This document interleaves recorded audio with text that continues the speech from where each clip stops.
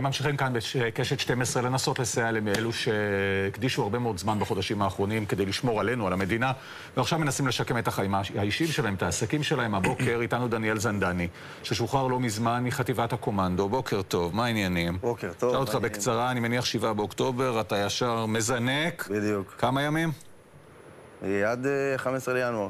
וואו, ארוך, 100 יום. עזה בעיקר? עזה בעיקר. עם החטיבה? זאת אומרת, עם החטיבה הסדירה או עם המילואים? חטיבת הקומנדו, עם 551, נכנסנו, מרגע שהתחילה... טוב, אז הספקת לעשות איתם ח'אן יונס, גם צפון הרצועת. לא, ח'אן יונס כבר התנתקנו, השכונה האחרונה שהיינו בה זה היה ג'באליה. וואלה. כן. והיה קשוח. היה קשוח. ספר לנו עליך בבית, בין כמה אתה נשוי, ילדים? בן 30, כן, נשוי, גר בירושלים, נשוי עם 3 ילדים קטנים. ולפני שנשאל על העסק, איך בבית הסתדרו בלי אבא 3 חודשים? אז בהתחלה היה קשה, אבל האמת שאשתי לביאה, ממש חבל על הזמן. ממש כל פעם שדיברנו בטלפון, לא היה הרבה דיבורים בטלפון, אבל כשדיברתי איתה, אז באמת נתנה לי ממש רוח גבית חזקה, שהכל טוב. לכמה קטנים? 3. הגדולה בת 4, עוד מעט 5. כן, ממש קטנטנים. פיצים. ממש פיצים. עוד אחד והוא משחק רביעיות. כן. ספר לי הביזנס שלך על העסק.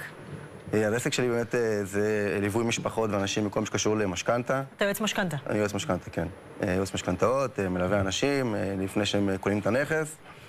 אז בעצם הם באים אליי, ואני, מה שנקרא, מייעץ להם כל התהליך מול הבנק, איך לקחת את זאת אומרת, אני עושה להם את כל התהליך, מוצא להם את התנאים הכי טובים, בונה להם את המשכנתה הכי טובה, שהכי נכונה עבורם, ומנהל משא ומתן מול הבנקים, ברור, מנהל משא ומתן. ומה עשית, או מה הם עשו מאז שהתגייסת? כי הרי זה דורש ליווי, שקודם כל יש פה המון פסיכולוגיה. הם צריכים להרגיש שאתה איתם, ואתה מחבק אותם, ואתה מלווה אותם, וב' יש פה גם המון פרקטיקה. אתה צריך ללכת, וכשאתה נמצא בג'באליה, שם קוד, קצת יותר קשה לעשות גם את זה וגם את זה. להשיג את בנק לאומי, כן. או לדבר עם הלווים. כן. כן. אז באמת אני זכיין ברשת שנקראת דרכנו משכנתאות, אז בעצם אני חלק מהרשת. בעצם מרגע שהתגייסתי ב7 לאוקטובר, הם משכו את כל התיקים, נתתי להם איזה פירוט קצר. הם עזרו? ממש. יופי. הם לקחו את כל התיקים, אז להם איזה הסבר קצר, תוך כדי אני בטלפון, ואני מארגן את הציוד עם הווסט, עם הזה. אני יוצא לאימון, אין לי זמן, זה לקוח ככה, זה הסיפור שלו ככה, זה הסיפור שלו ככה, וההצלחה תסתדרו. טוב שאת מי שיקח אותם. זה כבר דבר אחד, שנשמטו להם העסקאות, זה טוב. ממש. אבל איך מתחילים מחדש? זאת השאלה הגדולה. אז באמת זה היה קושי מאוד גדול, כי בסוף לצאת מעזה זה לצאת מלחימה תחת אש. חשוב להגיד גם שבסוף שאתה יוצא בסוף יש עצמאים ושכירים, אבל שכיר, אוקיי, מסיים את המילואים, לוקח לו איזה חופש, אולי קצת קשה לו, אבל בסוף הוא חוזר למשרד וממשיך לעבוד, אבל עצמאי זה אירוע אחר.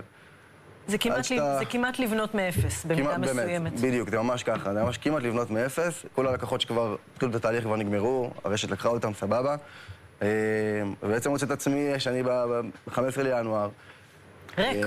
כן, ריק, בדיוק. צריך לגייס את כל הלקוחות מחדש, וגם המעבר הזה בסוף מלחימה הוא לא פשוט. נכון. אתה קם בלילה, אתה חושב שיש עליך, יורים עליך, יש פיצוצים, כן, זה לוקח זמן לעשות את הסוויץ'. תגיד, כמה זמן לקח לך עד שהצלחת לאזן את זה? כאילו, לחזור לכאן באמת, מה שנקרא? כן, אז באזור החודשיים, בחודשיים הראשונים ההכנסה לא באמת הייתה, כבר אין ימ"מים, אז כאילו די זה. אבל באמת אחרי חודשיים כבר התחיל קצת חזרה לעלות, והאמת שגם השוק עכשיו מאוד מתעורר, אז זה גם קצת בא לטובתנו. באמת השוק מתעורר? כן. הם מרגישים את זה? אני משגע בנקאים, וכבר לא נמי. למרות שהריבית עדיין קטסטרופה במובן הזה. יש סימני שלה מנגד המדינה, זה נורא להגיד את זה, אבל היא התכווצה לחלקת, נכון, נכון, וגם אין התחלת בנייה בגלל שאין פועלים. לכאורה היינו אמורים להיות בשיתוק בתחום הנדל"ן, ובמידה מסוימת אנחנו בשיתוק כזה, אבל אנשים... מה? אז תראו, יש את השוק יד, את השוק הראשון של הקבלנים שעושים את כל ה-10.90, 20.80. אנשים עפים על זה וקונים דירות.